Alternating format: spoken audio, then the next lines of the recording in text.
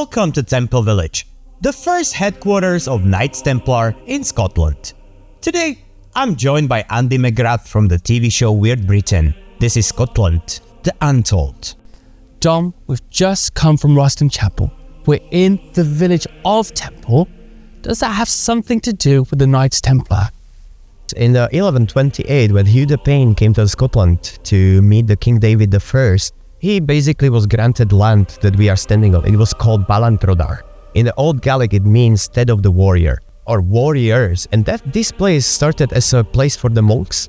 It continues with the Knights Templars. And then when the Templars' properties were handed to the Order of St. John, or Knights Hospitallers of Jerusalem and Malta, basically Templars sort of disappeared and split with the order. In those times when Templars was persecuted and all of their properties was donated, they was told to return for trials. Just 2 of them showed up. All of them left and basically joined Torfik and Preceptory and continuing more to the north. Some theories are also saying that they helped win a Battle of Bannockburn for Robert the Bruce. So when they escaped from England, they came here? Well, Scotland was known as a no-papal zone because King Robert the Bruce was excommunicated, and he said, "Nope, not today, Pope." You know, when the Templars was dismantled and they was looking for a place to go. Because there was, apart of Portugal, there was everywhere, there was execution, there was burned at stake, etc. But they came to the Scotland and they have a freedom, basically. They start settling down, they made a family. Many of them stayed as a holy men until they pass. And you can find loads of location all around Scotland, basically showing you these little parts of the history that is slowly starting to be reclaimed by nature and a time. So the Templars have escaped persecution. They've come here. Robert the Bruce has given them sanctuary. Do they continue as knights, or are they essentially retired now? I think many of them continued as a knights. Many of them was living with the legacy that they was left. If you look to the Order of St. John of Knights Hospitallers of Jerusalem and Malta, you will find out that during the day these guys was fighting. During the night they was helping wounded people. And not only from their own preceptories, they was helping all villages around to basically... They was like those medieval superheroes, just minus the capes. When people think of the Knights Templar, they always think of treasures like the Holy Grail and other precious objects. Could some of those things be in Scotland? To be fair, so many Scots are already fed up of all those treasure stories and treasure hunts, and so many those treasure hunters are not realizing that Knights Templars established the first banking system that was, you give them your money, they give you a letter, you give the letter in Jerusalem, you receive your money back or your fortune back. That's how they was working. And if you imagine, as every bank have a vault and every bank have a pile of coins, let's say, and people are maybe looking for the wrong treasure. For example, the legend of this whole village is saying, twixt the oak and the elm tree and you find millions free. But that is a little bit lost, as the elm disease in 1910 basically killed the old elm trees in Scotland. So this could have been an old riddle pointing to a direction of hidden treasure which now no longer exists because of the depredation of the elm trees. Yes, but what about if the treasure is just a knowledge and way to preserve it? And that's maybe what people don't see this day. That they hunt for a quick gold, but they don't see that beautiful part of the history that was happening here. Speaking of hidden knowledge, you are a modern Mason. What is the connection between Freemasonry today and the old knowledge of the Knights Templar? Well, I can say none. You can find a lot of Masonic Templars associations. You can find a lot of the non-Masonic Templar associations. But those are modern Templars that they are basically trying to conserve the memory of the history that happened before. For example, as you was mentioning, the Ruston Chapel. So many people think that there is a connection between them, but there is a gap in between the first recorded meeting minutes in Edinburgh from 1599. Is modern Freemasonry based upon some of the principles and morals of the Knights Templar? Well, the principles of Freemasonry are very, very easy. Freemasonry is about brotherly love, relief, and truth. Because we are a boys' club doing a lot of charity, and that's it. That's a great answer.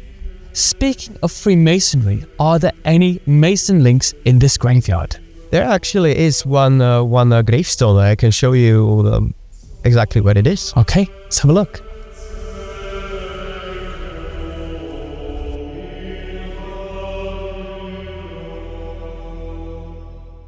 Well, Andy, you asked me a question about Freemasons and Templars in this area and the connection. The only connection that I see, for example, in this temple is this gravestone that have a square and compasses, which are very common symbols for a Freemasonry. But if you look back in past from 1400s, 1500s, square and compasses as a symbols, that was not exclusive for Freemasons. All other guilds from leatherworkers, everyone was using square and compasses as their symbol of depicting something. In Edinburgh, you can find one of the lodges, and actually the members of that lodge built the White House in US. But all around the building, you can find all different workers' guilds, like today's unions. It was like a union of the workers, and you can find all those symbols all around. And putting Freemasons together with the medieval Templars is basically like filling parts of the history that they are not filled with the things that are made up. Dom, that's very fascinating. Standing next to this ruin, I'm wondering who first built it and how did it come to be in this state? Knights Templars built multiple churches, none of them existing currently in this area. Well, this church was built by Knights Hospitallers of Jerusalem and Malta, currently known as Order of St. John or Knights of St. John. They was building their churches and monasteries all around, and you can clearly see, I will show you soon, there are some carvings that I can basically explain you that was taken from even more medieval churches, because sometimes they didn't have enough material and they use all old gravestones, old churches to build the new ones. The good showcase is in St. Andrew's Cathedral. They used the stones of the cathedral to build the whole St. Andrew's after cathedral was taken down by fire.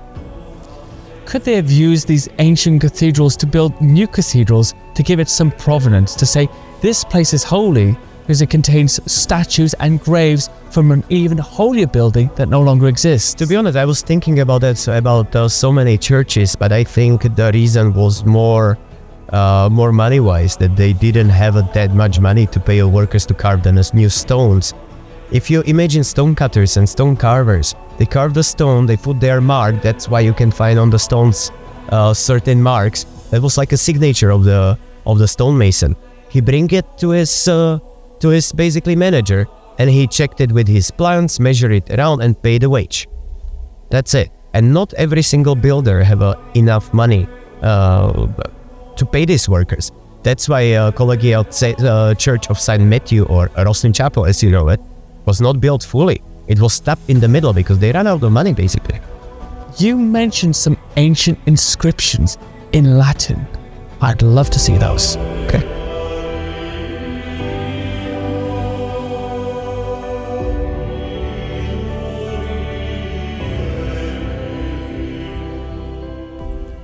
Well, Dom, I'm looking for this Latin inscription. Just can't see it.